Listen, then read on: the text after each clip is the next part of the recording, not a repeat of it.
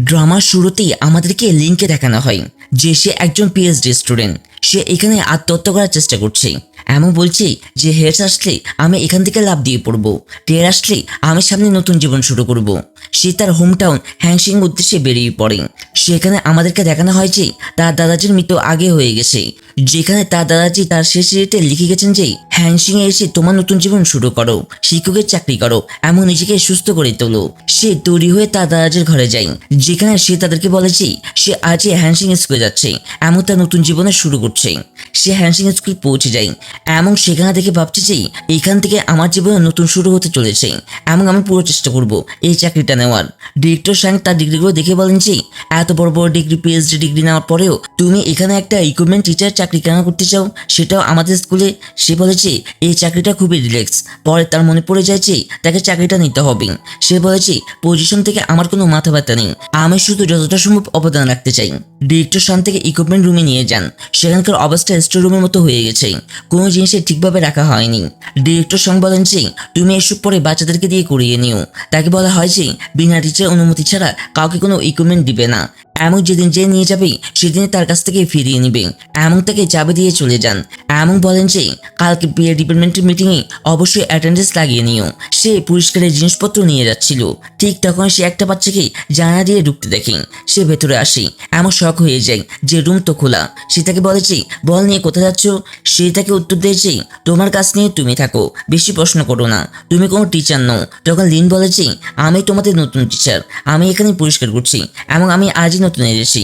এইটা শুনে তার হাত থেকে বল নিচে পড়ে যায়, এমন সে শক হয়ে যায়। তারপর বলেছে তুমি তো টিচার মতো লাগছো না, একদম ইয়াং। সে বলেছে হ্যাঁ আমি আজই জয়েন করেছি এবং আমি ইয়াং। সে তার নাম জিজ্ঞেস করে, ক্লাস জিজ্ঞেস করে। সে তাকে ঠিকঠাক বলে না। বল নেওয়ার জন্য সে তাকে একটা কার্ড দেয় এমন বলেছে আমার নাম সিনহাও, আমি ক্লাস 12তে পড়ি। সে তার উপর ভরসা করে, তাকে বল নিয়ে যেতে দেন এমন বলেছে আজই ফেরত দিয়ে দিও। এমন সে জানলা দিয়ে বাইরে চলে যায়। অর্ধেক দিন কেটে গেছে, এমন সে এখনো বল নিয়ে ফিরে আসেনি। সে ভাবেছে আমার বিশ্বাস করে উচিত হয়নি, প্রথম দিনই বোকা হয়ে গেলাম। সে ক্লাস 12তে যায়, দেখে কয়েকটা বাচ্চা আছে। সে তাদেরকে জিজ্ঞেস করে যে সিনহাওকে। তখন তারা বলেছে সিনহাও আমি। এমন ভাবেছে এই মেয়েটা আমার সাথে দেখা করতে এসেছে, তাই বলেছে আমি তোমাকে চিনি। সে বলেছে আমি ইকুইপমেন্টের রুমের দায়িত্বপ্রাপ্ত টিচার।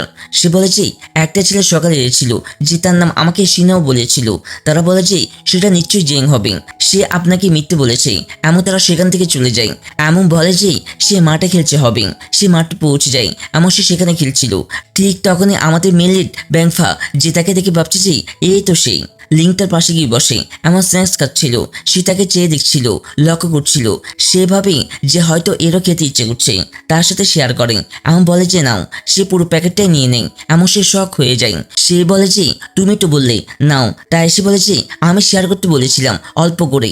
একটা আঙ্কেল সে ছেলেটার কাছে যায়। তখন ব্যানপা বলেছে এরা স্ক্যামার, যারা বাচ্চাদেরকে ক্লাবে জয়েন করানোর নাম করে টাকা নেই।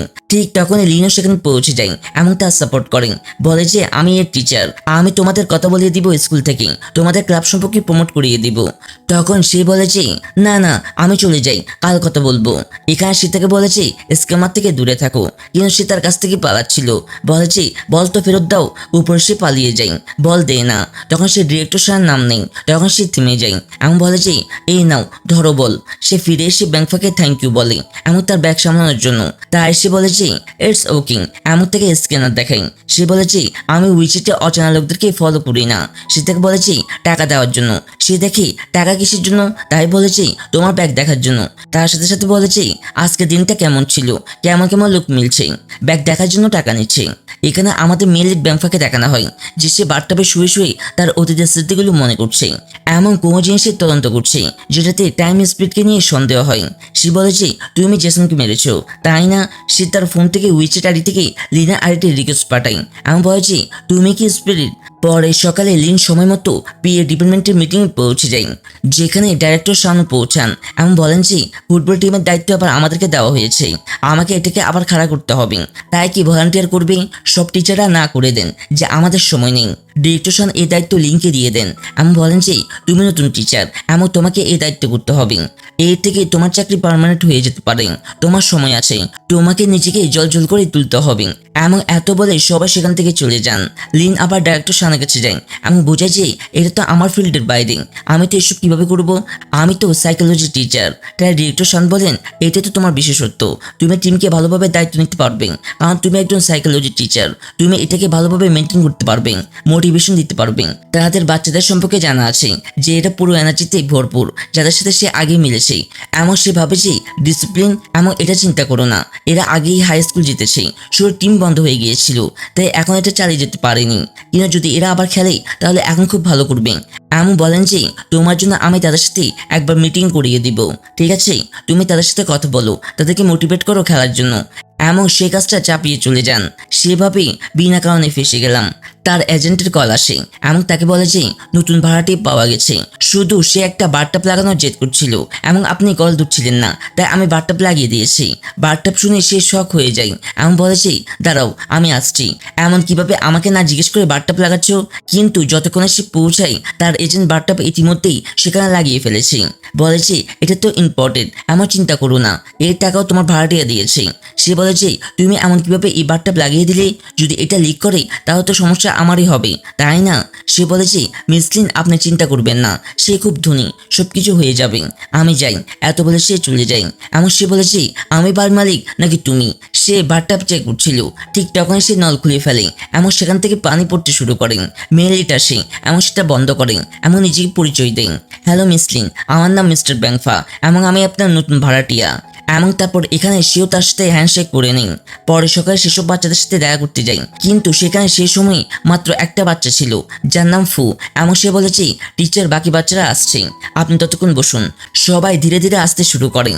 এমন সে তাদেরকে বলেছে আমাকে দায়িত্ব দেওয়া হয়েছে ফুটবল টিমকে আবার খাড়া করার, তাই বলো তোমরা সবাই আবার খেলতে চাও কিনা? এরা সবাই খুব নেগেটিভলি ভাবছে। এমন বলছি আমাদের জেতার কোনো চান্সই নেই, তাই আমাদের খেলতে হবে না।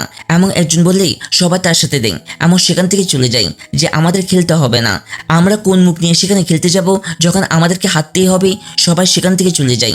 তখন ফু লিনকে বলেছে টিচার আপনি চিন্তা করবেন না, আমি সবাইকে বোঝানোর পুরো চেষ্টা করব। লিন বলে থ্যাংক ইউ ফু। রাতে যখন সে ফিরে আসছিল তখন ভাবছিল যে এত তাড়াতাড়ি ঘুমিয়ে গেল সে ভেতরে যেমন আসে তখন তার কানে আওয়াজ আসতে থাকে। এমন সে ভাবে এত উদ্ভুত যে এখনো ঘুমায়নি। সে বাইরে আসে, এমন দ্রুত তার এজেন্টকে কল করেন। এমন বলেছে যে আমি আমার ভাড়াটিয়া সম্পর্কে জানবো, তাড়াতাড়ি আমাকে এর সম্পর্কে তথ্য দাও। সে জানে এটা ক্রিমিনাল হতে পারে, সাইকো হতে পারে, বারটাপও ইনস্টল করিয়ে রেখেছে। আমি কি জানি? এমন তাকে দায়িত্ব দিয়ে দেন। যেমনই বাইরে আসি তখন দেখি মিস্টার ব্যাংফা তাকিয়ে দেখছে। এমন সে শক হয়ে যায়। এমন বলেছি এখন তুমি কখন থেকে এখানে দাঁড়িয়ে আছো? তাই তাকে বলেছি যখন থেকে তুমি কলে কথা বলছিলে। তাকে বলেছি আচ্ছা ঠিক আছে। সে তাকে বলেছে আমি বেকার, ঠিক আছে, এর থেকে বেশি কিছু না। সে শক হয়ে যায়, বেকার আর এর সাথে এত দামি বাথটাব। সে থেকে গুড নাইট মিসলিন বলে এবং এখানে তার রাগ হয়।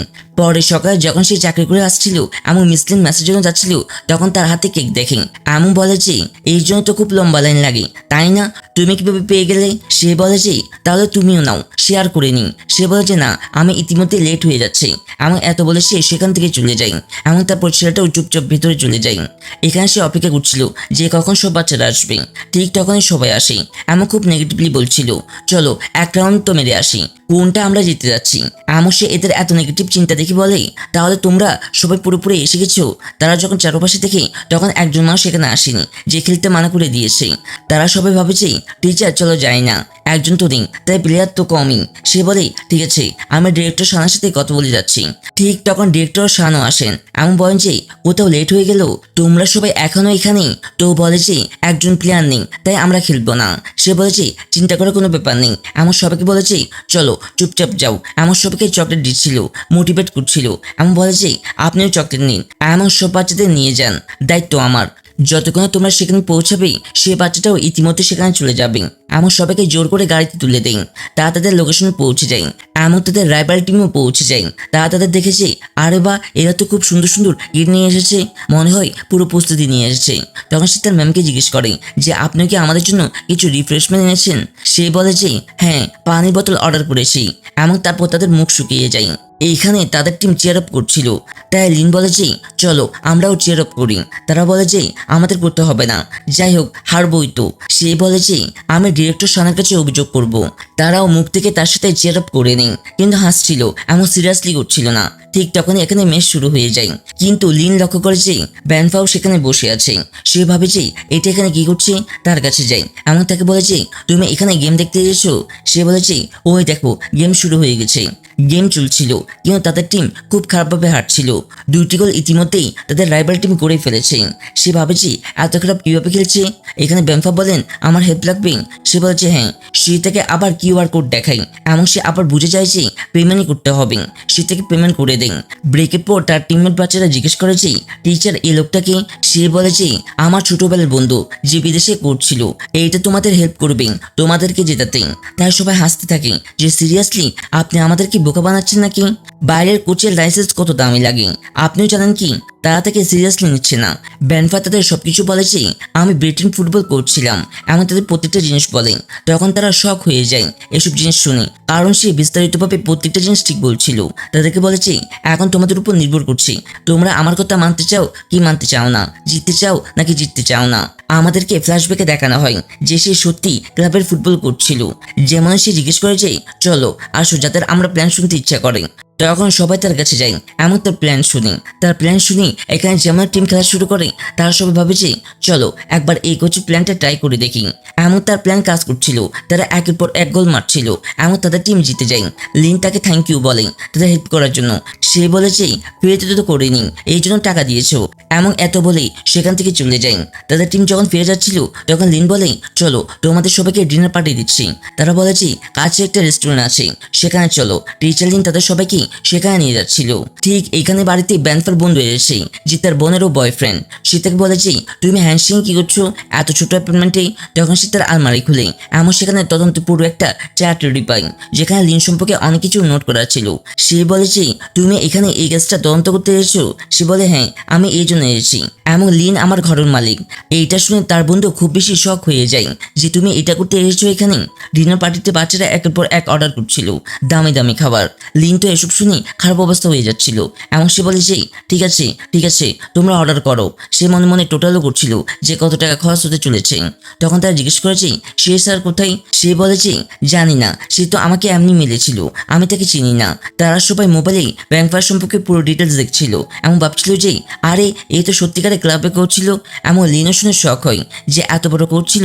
তারা বলে যে ছেড়ে দাও আমাদের কি, আমরা তো লাস্ট ফুটবল ম্যাচ খেলতে এসেছিলাম। এমন তারা ডিনার এনজয় করছিল।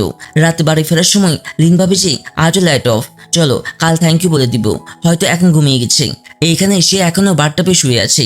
লিন লক্ষ্য করে যে তার ঘরে পানি টপকাচ্ছে এমন তারপর সে রেগে যায়, বলে যে আমি জানতাম এই দিন আসবে।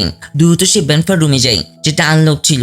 সে যেমনই ভেতরে ঢুকেই ব্যানফা বলছিল তখন সে উঠে বসে এমন সে শক হয়ে যায় এমন বলে যে সরি তোমার তো যে আনলক ছিল তাই আমি ভেতরে ঢুকে গিয়েছিলাম। সে বলে যে কি সমস্যা। সে বলে যে তোমার নিচে পানি লিক করছে এবং আমি তোমাকে আগে বলে দিয়েছি যে তুমি রিপেয়ার করো। সে বলে যে ঠিক আছে আমি কাল রিপেয়ারওয়ালাদেরকে ডেকে উড়িয়ে দিব। সে বলেছে ঠিক আছে।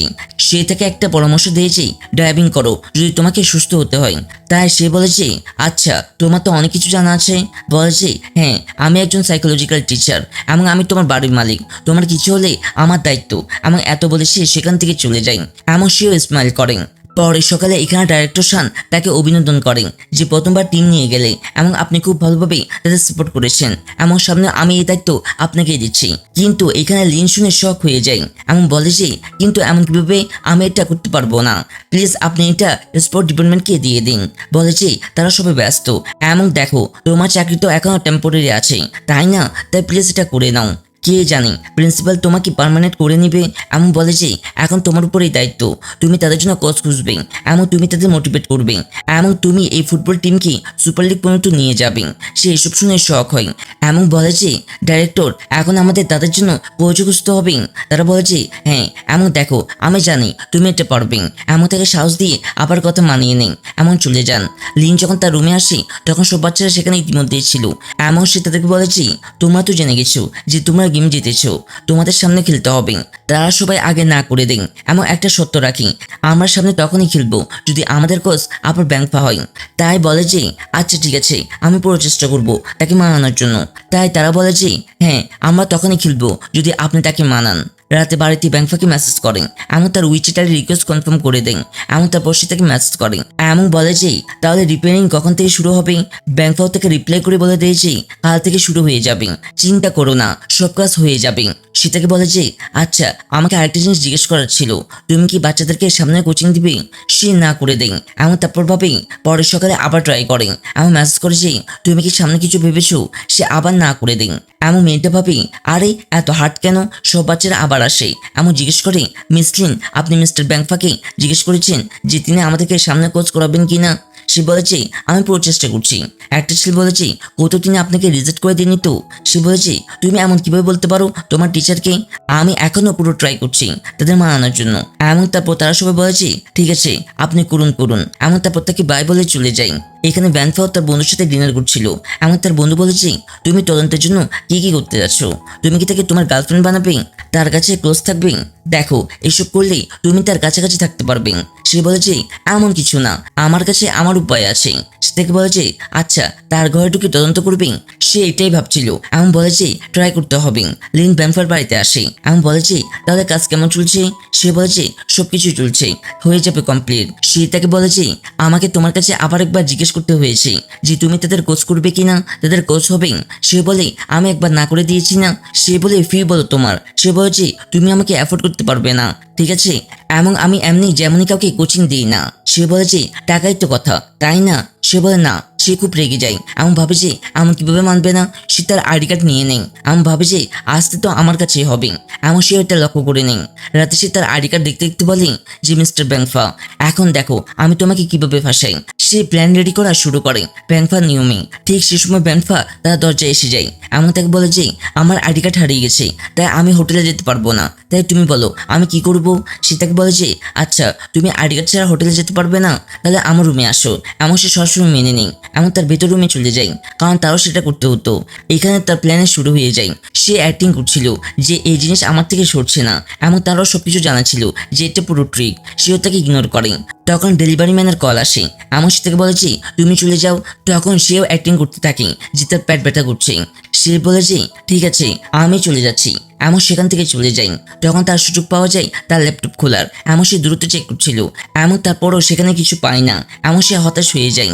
লিন এসে যায় এমন থেকে তার দাদাজির রুমে নিয়ে যায়। এমন থেকে বলে যে আজ রাতে তুমি এখানে ঘুমাও, এই রুম খুবই আরামদায়ক, এইটুকু যথেষ্ট হবে। এমন সেখান থেকে চলে যায়। এমন তারপর নিজ প্ল্যানিং শুরু করেন। এমন বলে যে এখন দেখো আমি কি করি, লাইট বন্ধ করে দেই। এমন ভাবে যে এখন আমি ভয় দেখাবো, দেখো তুমি কিভাবে না মানো। কিন্তু তার রুমে যাই এমন মেয়েটা নিজেই ভয় পেয়ে যায় এমন তার হার মেনে নেই। পরের সকালে সে প্ল্যান সি বানাচ্ছিল যে এখন এটাই শেষ সুযোগ, আমাকে করতেই হবে, কারণ আমার পার্মানেন্ট কোর্স দরকার। এদিকে ঠিক সে সময় ব্যাংফা তার রুমের বাইরে আসে। এমন তাকে বলে যে রিপেয়ারিং কাজ পুরো হয়ে গেছে, এমন কিছু নেই। বলে যে আর কিছু না। সে তাকে আটকায় এমন তাকে বলে যে দেখো আমার তোমার কাছে কিছু কাজ আছে। এমন তাকে হার্ট অ্যাটাকের কুকিজ দেন। আমি বলে যে তুমি আমার বয়ফ্রেন্ড হতে চাও? এখানে ব্যাংফা শক হয়ে যায়। আমি বলে যে এটা এখন কোন ট্রিক? এইটা সে ট্রিক না যে এমন জিনিস জিজ্ঞেস করবে যার জন্য আমি না করতে পারবো না এবং অন্য জিনিসটা মেনে নিব। ব্যাংফাও খুব চালাক। আমি বলে যে কলসোয়া থেকে আমি তোমার বয়ফ্রেন্ড হতে রেডি আছি। সে সেই কুকিজ নিয়ে নেই এমন তার সময় খেয়েও ফেলে। আমি বলে যে আমার জন্য এটা খুব সহজ। এমন বলে যে কেমন লোক যারা একটাও হার মানে না। লিন বলে প্লিজ কলসোতে অসুবিধা কি, তুমি স্কিল প্লেয়ারও ছিলে। সে বলে যে দেখো আমার একটা রুলস আছে, তুমি কি তাদের স্টুডেন্টকে ভালোভাবে চেনো যাদের জন্য তুমি আমার কাছে এত রিকোয়েস্ট চাইছো? আগে তাদের ঠিকঠাক চেনো, তাদের বুঝো এটা কি তাদের হবি, ভবিষ্যৎ, কেরিয়ার। তখন আমার কাছে এসো, বলো যে আমি তাদের শেখাতে চাই। পরদিন এখানে লিন কাজে লেগে যায়। ডিরেক্টর শান থেকে সব ডিটেলস তাদের অতীত সম্পর্কে প্রত্যেকটা জিনিস জেনে নিন। তাদের বোঝার চেষ্টা করেন যে তারা কি খেলতো, কিভাবে খেলতো। সে ব্যাংফাকে কল করেন এমন তাকে স্কুলে ডাকে। ব্যাংফা যেমনই আসে তখন লিন থেকে একটা ক্লাসে নিয়ে যায় যেটা ক্লাস 10 ছিল, স্পোর্টস বাচ্চাদের জন্য। সে বলে যে এখানে এইসব বাচ্চারা একসাথে থাকতো, খেলতো, লাফাতো। এরা সেই সময় সবসময় একসাথে বসতো, কিন্তু যেমন তাদের টিম ব্যান হয়ে গেল তখন এরা আলাদা আলাদা ক্লাসে চলে গেল। সে ব্যাংফাকে এই বাচ্চাদের সম্পর্কে প্রতিটা জিনিস বলে এমন তার কাছে জিজ্ঞেস করে যে তুমি কি এখন তাদের কিছু বানাবে?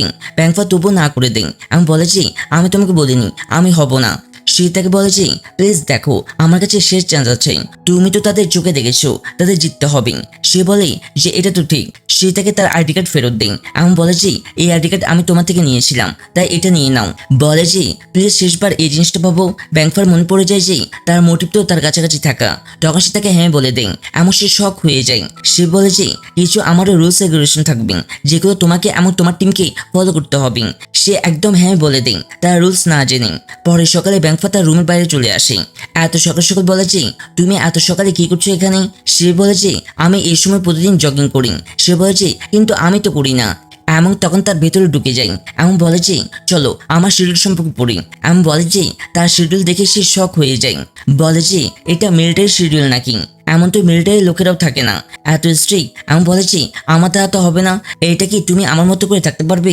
ব্যাংফা বলে এত আলসেমি আমি আজ পর্যন্ত দেখিনি। এমন তারপর তাকে বলে যে ঠিক আছে, সকালে আমার শিডিউল ফলো হবে, আমার সন্ধ্যায় তোমার। তাই এই কথা শুনে লিন হ্যাঁ বলে দেন। এমন বলে যে ঠিক আছে। এরপর সে লিনকে প্রথম টাস্ক বলে, যা হলো সাইকেল চালানো। সে বলে যে সাইকেল রাইডিং? সে বলে যে হ্যাঁ, এটা তোমার প্রথম টাস্ক। আমি তোমার ফিজিক্যাল টেস্ট নিতে চাই, দেখি তুমি কতটা ভালোভাবে চালাতে পারো। সে বলে যে চিন্তা কোনো বিষয় নেই, আমি যা কাজই করব খুব ভালোভাবে করব। সে বলে যে ঠিক আছে, তোমাকে চালাতে আসি? সে বলে আমার ডিকশনারিতে ইম্পসিবল নামে কোনো শব্দই নেই। সে বলে ঠিক আছে, দেখা যাক। তারপর সে তার হাত সামনে বাড়িয়ে দেন, এমন তাকে একটা ঘড়ি দেন। সে বলে ঘড়ি কিসের জন্য? তখন সে তাকে বলে যে আমার ফোনে এটার ডিভাইস কানেক্টেড আছে, আমি তোমার চেক করতে থাকবো যে তুমি কত গতিতে চালাচ্ছ। সে বলে ঠিক আছে। তারপর যখন সে নিচে নেমে আসে, এমন সাইকেল দেখতে দেখতে বলে যে আরে আমি তো সাইকেল চালাতেই জানি না। এবং এখানে সে চেক করে 0 কিলোমিটার, এখনো শুরুই করেনি। সে তাকে মেসেজ করে যে কি করছো, শুরু করেনি, চালাতে জানো না নাকি? সে বলে এবার তো এটাকে দেখাতে হবে যে আমি যে কোনো কিছু করতে পারি। এমন মেয়েটি সাইকেল নিয়ে বেরিয়ে পড়ে। 3 ঘন্টা পর ফোন চেক করে, এমন দেখেছি এত তাড়াতাড়ি এতটা করে ফেলেছি। এমন ভাবে এটা কিভাবে সম্ভব? তারপর সে পার্কে যায়, এমন সেখানে গিয়ে অবাক হয়ে যায়। মেয়েটি তো পুরো জোগাড় করে রেখেছিল, 4 টায়ারওয়ালা সাইকেল বাচ্চাদের সাথে মিলে পুরো দমে চালাচ্ছিল। সে লক্ষ্য করে যে এটা খুবই স্মার্ট মাইন্ড, এমন ভাবে যে এর মতো মেয়ে কি সত্যি স্পাই হতে পারে। এমন যেমন সে থামে, তখন সে তাকে বলে যে আসলে এটা তো চিটিং, তুমি ঠিক করনি। সে বলে এটা স্মার্ট মাইন্ড, ঠিক না? সে তাকে বলে যে কিন্তু এখনো তোমার এই অর্ধেকই শেষ হয়েছে। সে বলে এমন কিভাবে, আমি তো এতক্ষণ চালাচ্ছিলাম। সে বলে তোমার গতি খুবই স্লো। সে আবার বেরিয়ে পড়ে, এমন বলে আবার করে আসছে পুরোটা। এমন যখন সে ফিরে আসে তখন বেশ খারাপ অবস্থায় থাকে। এমন সে জিজ্ঞাসা করে কি হয়েছে? তখন বলে যে সাইকেলটা ধোকা দিয়েছে, বলে আমার পায়ে আঘাত লেগেছে, ক্র্যাম্পও হয়েছে। তখন সে তার সাহায্য করে ক্র্যাম্প সরাতে। এমন এখানে সে ভাবে তুমি সাহায্য করো নাকি? সে বলে যে কেন করবো না, সবাই তো তোমার মতো হয় না। তারপর সে তার ফোন চেক করে, আবার তাকে বলে যে সময় তো শেষ হয়ে গেছে, এমন তুমি এটা করনি। সে বলে স্যার আমার পায়ে আঘাত লেগেছে, আমি আর পারছি না, ঠিক আছে আমি হার মেনে নিচ্ছি। এমন সে জিজ্ঞেস করে এত তাড়াতাড়ি হার মেনে নিলে ম্যাডাম? সে বলে তাহলে কি বলেছি যে আমি এখনো হেরে গেছি, এমন সুন্দর তুমি জিতে যাবে, দেখা যাক। সে বলে চ্যালেঞ্জ, আচ্ছা ঠিক আছে।